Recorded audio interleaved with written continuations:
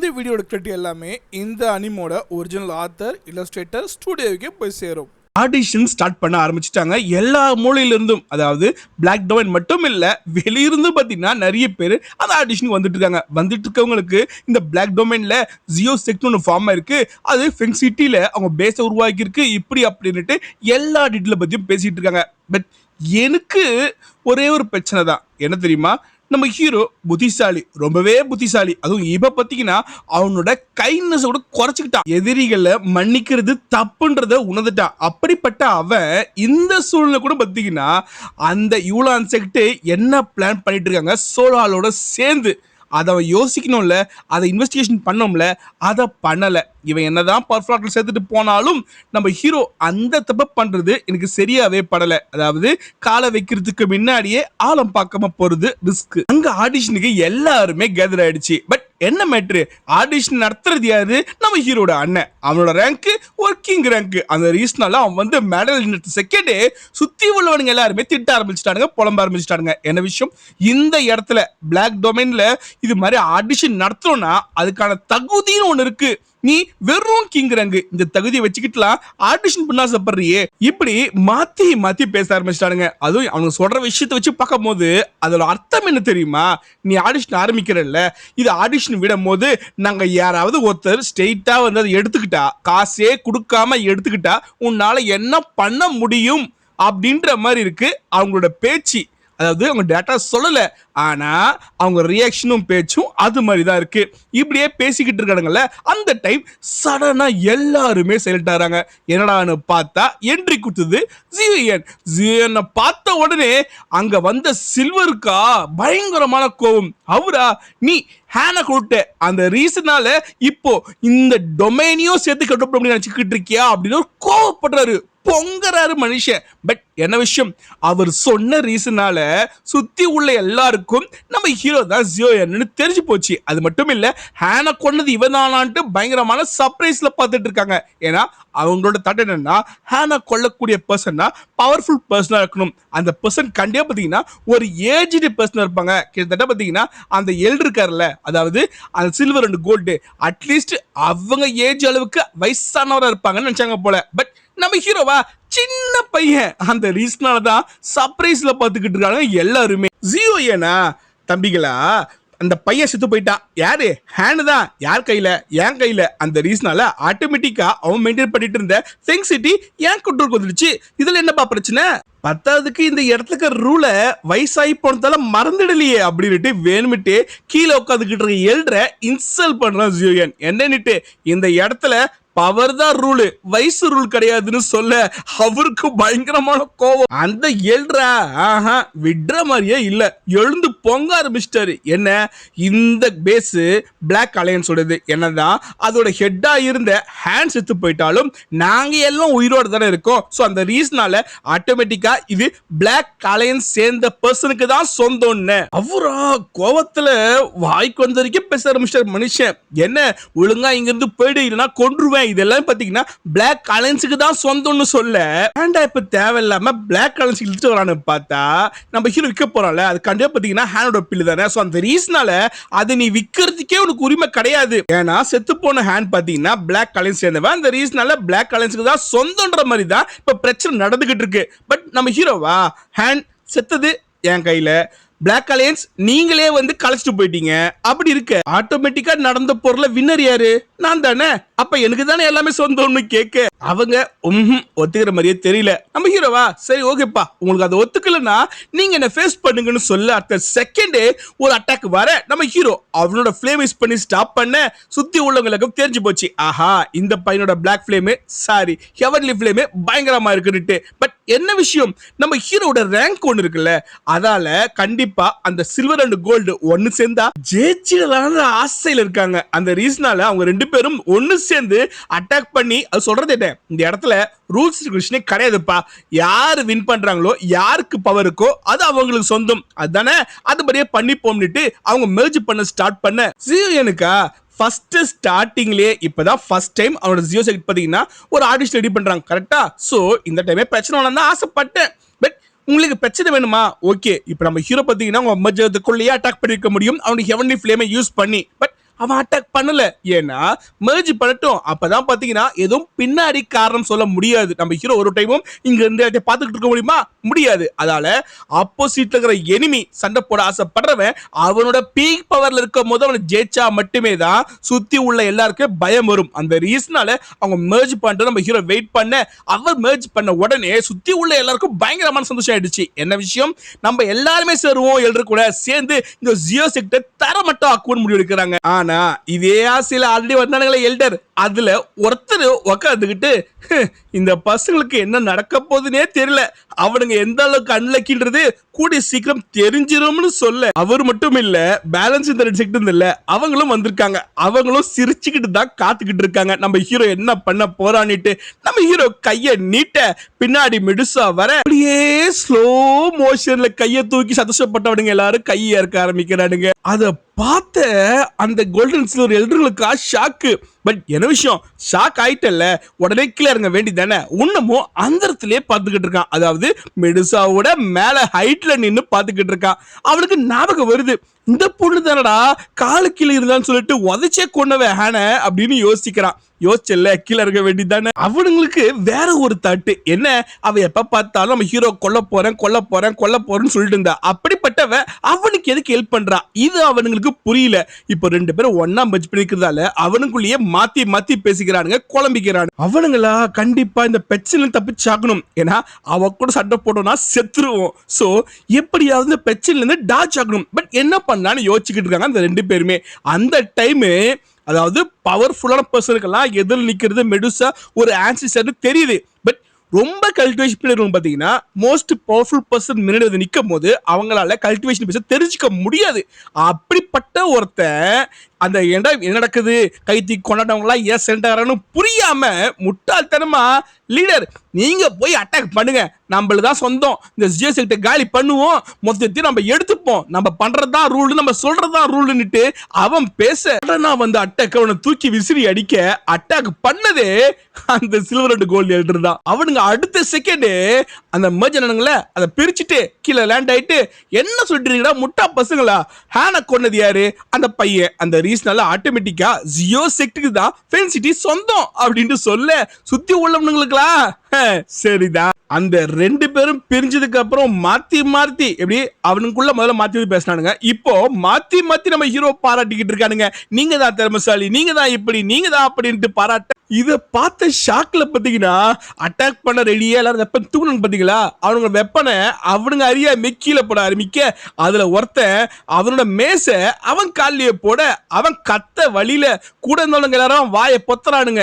ஏன்னா இவன் கத்துற சவுண்ட் டிஸ்டர்ப் பண்ணி நினைச்சு அவனுங்க அட்டாக் பண்ணி இவன் அடி வாங்கினா பரவாயில்ல, இந்த பக்கம் நிக்கிற மொத்த பேர் செத்துட்டா அந்த ரீசனால தான் வாயை மூடி டே வாயை மூடுறா, பேசாதரா, கத்தாதரா அப்படின்ட்டு சைலண்ட் பண்ண ட்ரை பண்ணிக்கிட்டு இருக்கானுங்க. நம்ம ஹீரோ கூட ஜாயின் பண்றோம்னு சொன்னாங்கல்ல அந்த 3 செக்ட், அந்த 3 குரூப், அவனுங்க பாத்தீங்கன்னா இந்த கோல்டன் சில்வர் எல்டர்களுக்கு மானமே இல்லப்பா, வெக்கமே இல்லப்பா, இந்த அளவுக்கு ஐஸ் வச்சிட்டு இருக்கானுங்களேன்றாங்க. நீங்க வைக்காத உடையாடா.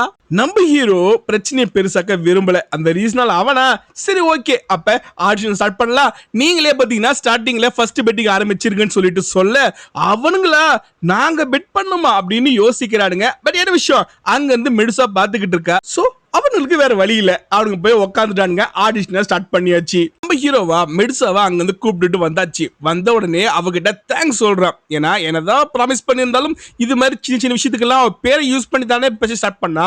சோ அது மாதிரிலாம் யூஸ் பண்றது சரி கிடையாதுல்ல, அந்த ரீசனால தான் அவன் தேங்க்ஸ் சொல்றான். அது மட்டும் இல்லாம நீங்க இதுக்கெல்லாம் ஒத்துக்கிறதுக்கான காரணமும் எனக்கு தெரியும். என்ன, கண்டிப்பா அந்த பைத்தனோட வேலை தான், அதுதான் உங்களோட எமோஷனை மாத்தி இன்ஜெக்ட் பண்ணி சரி பண்ணிக்கிட்டு இருக்கு. அந்த ரீசனால தான் நீங்க ஹெல்ப் பண்றீங்கன்னு தெரியும், உங்களுக்கே எனக்கு ஹெல்ப் பண்ணணும்னு ஆசை கிடையாதுன்றதும் எனக்கு தெரியும்னு சொல்ல, அவளா எதுவுமே சொல்லாம உட்காந்துக்கிட்டு இருக்கா. நம்ம ஹீரோ அதோட விட்டுற வேண்டியதானே அடுத்த பாயிண்ட் ஆட் பண்றா. என்ன, நம்ம ரெண்டு பேருக்குள்ள பெரிய கிரட்ஜின்ற மாதிரி எதுவுமே இல்லையே. சோ அதை ஸ்மூத் ஆக்கிடலாமே என்ன. அவ உடனே கோவப்பட்டு இல்ல நீ பைத்தான கொண்டு போலனா இது மாதிரி பிரச்சனை இந்த மாதிரி சூழ்நிலையே ஃபர்ஸ்ட் வந்திருக்காது. அது மட்டும் இல்லாம நீ பண்ணதுக்குன்னு கோவப்படுறாங்க. பட் அந்த சென்டென்ஸை முழுசா முடிக்கல அவங்களா. நீ பண்ணது ஒரு சாதாரண கர்ஜே கிடையாது எனக்குள்ள. அதாவது அவங்களுக்குள்ள கோவம் பார்த்தீங்கன்னா ஒரு சாதாரண கோவமே கிடையாது. அப்படிப்பட்ட விஷயத்த நம்ம ஹீரோ பண்ணிருக்கானா. பண்ணிட்டு என்கிட்ட இப்ப நம்ம ரெண்டு பேருக்குள்ளயும் பெரிய பிரச்சனை எதுவுமே இல்லைன்னு சொல்றியான்னு கோவப்படுறாங்க. பட் ஸ்டில் பாத்தீங்கன்னா பழைய மெடுசா மாதிரி கோவப்படல. அவங்க கோவம் கம்மியா தான் படுறாங்க. நம்ம ஹீரோக்கு அவ கோவப்படுறது பேசுறத பார்க்கும் போது ஏதோ டவுட் வருது. பட் என்ன விஷயம் அவன் அது கரெக்டா என்னன்னு கெஸ் பண்ண முடியாதுல்ல. அந்த ரீசன் என்ன சொல்றான்னா சாரி, அதாவது உனக்கே நல்லாவே தெரியும் என்ன உன்னோட உடம்பும் பைத்தானோட உடம்பும் சேம் தான். அந்த ரீசனால அந்த பைத்தான் நான் எப்படி பாசம் பார்த்துக்கிட்டேன் அது என் மேல ஒரு பாசமா இருந்ததுன்னு உங்களுக்கு தெரியும். என்னதான் அந்த பைத்தானை நான் என் கூட வச்சிருந்தாலும் அந்த பைத்தானுக்கு நான் எப்பவுமே என் கிட்ட இருந்த பர்பிள் சோர்ஸ் கிறிஸ்டல் அதோட எனர்ஜியை கொடுத்துக்கிட்டே இருந்தேன். அந்த ரீசனால அதோட ஸ்ட்ரென்த்தும் இன்க்ரீஸ் ஆச்சு. சோ உங்களுக்கும் அது ஒரு அட்வான்டேஜ் தானே. ஏன்னா அதோட பாடியும் உங்களோட பாடியும் சேம் தானே. அவ தட் பண்ண ஆரம்பிக்கிறா. எஸ் நம்ம ஹீரோ பாத்தீங்கன்னா அது மாதிரி கொடுத்தா. அந்த ரீசனால தான் இப்போ அவ ஆன்சிஸ்டர் ரிலிம்ல என்னதான் ரீச் பண்ணியிருந்தாலும் அதுக்கான காரணம் அந்த பைத்தான் தான். பட் என்ன விஷயம் இந்த அளவுக்கு பவர் இன்க்ரீஸ் ஆகிறதுக்கு காரணம் பாத்தீங்கன்னா அந்த பைத்தானுக்கு நம்ம ஹீரோ ஹெல்ப் பண்ணது தான். அது அவளுக்கு புரியுது. அந்த ரீசனால அவ காமாக்குறா. பட் மெடுசாவா அதுக்காகலாம் அவனை மன்னிச்சிட கூடாது அதெல்லாம் நம்ம யோசிச்சு பார்க்க கூடாதுன்னுட்டு அவ இல்ல நீ பாஸ்ட பத்தி பேசுறத ஃபர்ஸ்ட் விட்டு நீ எனக்கு ப்ராமிஸ் பண்ண ஸ்பிரிட் ரிஸ்டோரேஷன் பில்ல மேக் பண்ணி கொடுக்குற வேலையை பாரு. நமக்குள்ள இருக்கிற அக்ரிமெண்ட் 1 இயர் தான். 1 இயர் முடிஞ்சதுக்கு அப்புறம் நீ பில்ல மேக் பண்ணாம இருந்து ஏதாவது ஒரு காரணம் சொன்ன அப்புறம் உன்னோட எண்டு ஒரு ட்ராஜடியா தான் இருக்கும்னு சொல்ல நம்ம ஹீரோ எக்ஸ்பிளைன் பண்ண ட்ரை பண்றான். பட் அவ மறைஞ்சிட்டா. நம்ம ஹீரோக்கா அட கடவுளே அவளோட எமோஷன் சேஞ்ச் ஆயிருக்கு. சோ கொஞ்சம் கொஞ்சமா பாத்தீங்கன்னா அவன் கேட்ட அர்த்தம் என்ன, அதாவது உங்களுக்கே எனக்கு ஹெல்ப் பண்ணணும்னு ஆசை கிடையாது இல்ல அந்த பைத்தானோட தாட்டோட மாத்திருக்குன்னு சொன்னான். அது எதுக்கு இல்ல எனக்கே ஹெல்ப் பண்ணணும் தாட் இருக்குன்னு சொல்லுவான்னு பார்க்கதான். பட் என்ன விஷயம் அவ ஒன்னும் அதிகமா கோவப்பட்டுட்டா.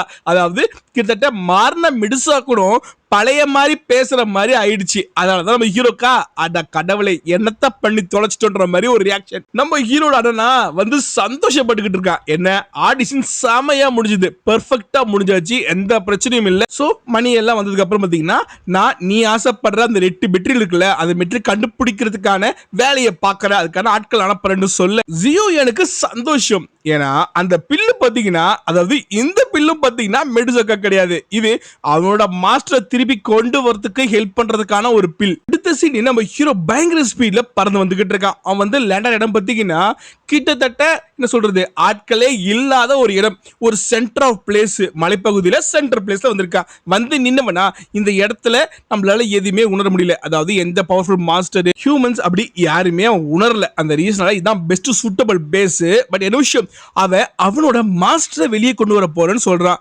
அவரை திருப்பி கான்சியஸ் கொண்டு வர போறேன்னு சொல்றான்.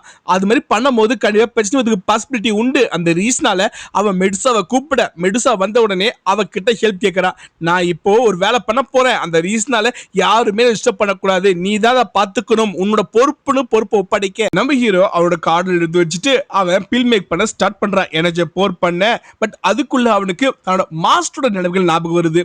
ஃபர்ஸ்ட் அவரை மீட் பண்ணது அவர் சொல்லுவாரு என்ன விஷயம், அதாவது இந்த பாட்டை விட பார்த்தீங்கன்னா அல்கெமிஸ்ட் மாஸ்டருக்கு தான் முக்கியத்துவம். அவங்க எந்த அளவுக்கு டேலண்டா இருக்காங்க பொறுமையா இருக்காங்கன்னு பொறுத்து தான் பார்த்தீங்கன்னா பில் மேக் பண்றதுல இருக்கு. இந்த பாட்டுல எல்லாம் ஒண்ணும் கிடையாதுன்னு சொல்லியிருப்பாரு. அது மட்டும் இல்லாம நம்ம ஹீரோக்கு ஒரு எக்ஸ்பிளைன் பண்ணிருப்பார்ல ஒரு விஷயத்துக்கும் ஒரு முக்கியத்துவத்துக்கும் அதெல்லாம் ஞாபகம் வர ஆரம்பிக்குது. ஏன்னா ஒரு டைமும் நம்ம ஹீரோக்கு அவர் ஹெல்ப் பண்ணல அப்படின்னா நம்ம ஹீரோவோட ஸ்கில்லுக்கு அவன் இந்த அளவுக்கு ஒரு பவர்ஃபுல் பர்சனா வளருதுன்றது பாசிபிளே இல்ல. ஏன்னா அவன் ஒரு டைம் சண்டை போடும் போதும் அவனோட பாடி பாத்தீங்கன்னா பயங்கரமா டேமேஜ் எடுத்திருக்கும்.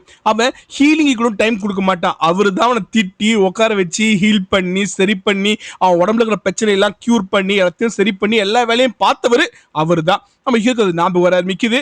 அதுக்குள்ள பாத்தீங்கன்னா 2 மாசம் டைம் ஆயிடுச்சு. 2 மாசமா தொடர்ந்து நம்ம ஹீரோ பியூரிஃபிகேஷன் ப்ராசஸ் பண்ணிக்கிட்டு இருக்கான். இப்பதான் பாத்தீங்கன்னா 2 மந்த் பொறுத்து அது பியூரிஃபை ஆகி கண்டென்சேஷனே ஸ்டார்ட் ஆகுது. ஏன்னா அந்த ஹெர்ப்ஸ்லாம் பாத்தீங்கன்னா ஸ்கையிலே கிடைக்காத அளவுக்கு ட்ரெஷர்னு சொல்லப்படுற ஸ்கை லெவல் ட்ரெஷர்ஸ் அப்படிப்பட்ட ஹெர்ப்ஸ் தான் அது. அதுதான் அவனுக்கு அவ்வளோ நாள் டைம் எடுத்திருக்கு அதை பியூரிஃபை பண்ண.